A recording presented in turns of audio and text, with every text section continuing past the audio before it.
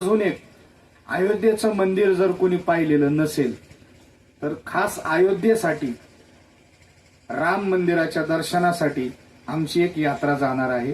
कधी कधी काय होतं माहिती का, घरातला जो कर्ता माणूस असतो ना, त्या कर्त्या माणसाकडे पैसे भरपूर असतात पण त्याला वेळ नसतो। म्हणून तुमची पत्नी असेल, तुमची आई असेल, ती आम्ही आमची माय बहीण समजून सुखरूप नेऊन सुखरूप आणण्याचं काम करू। तुमचं काम फक्त एवढंच आहे का पैसे भरणे आणि खर्चायला पैसे देणे, एवढंच नियोजन आहे। त्या संदर्भाने माहिती तुम्हाला आमचे महाराज मंडळी देतील। सर्व आपल्या खानापूरचे भजनी मंडळी विनेकरी आहेत। टेलर तर बाबळेश्वरला बरेच वर्ष होते, आता बाकीच्यांचे मला नावं माहीत नाहीये। इकडं पण टाळकरी उभे आहे, गायनाचार्य महाराज आमचे खानापूरचे नारायण महाराज पवार, त्यांना धन्यवाद आहे। आणि तुमचं मान कळवडगाव आहे का? बरोबर, तुम्हाला धन्यवाद। सर्व इथे उभे असलेल्या टाळकऱ्यांना धन्यवाद।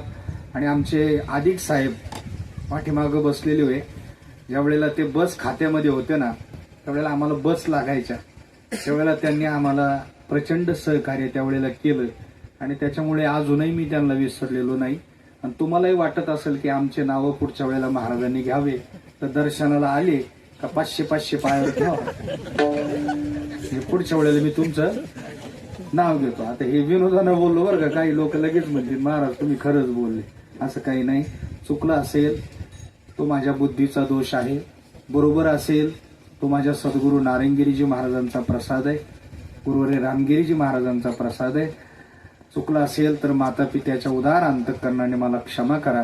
जेवढं चांगलं असेल ते अवश्य आपण घेऊन जा।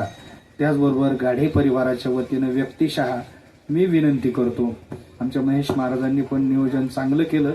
आमचे मुकुंद भाऊ यांची सुंदर अशी साऊंड सिस्टीम असते, महाराज लोकांना त्यांची सिस्टीम आवडते।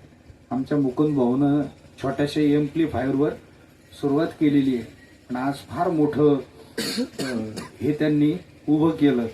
तसं मी पण काही कमी नाही, ध्यानात ठेवा। तुम्ही माझ्या तुमच्या भोंग्यावर मी कीर्तन केलेली आहेत आणि त्याही वेळेला मी खूप लवकर कीर्तनकार झालो, वयाच्या 16व्या वर्षी कीर्तनकार झालो। आणि म्हणून आज कमी वयामध्ये खूप मोठं कार्य या ठिकाणी नारायणगिरी महाराज करून घेत आहेत। त्यासाठी आपण सर्वांनी सहयोग करावा अशी मी आपल्याला प्रार्थना करतो आणि थांबतो। विठ्ठल जय जय विठ्ठल जय जय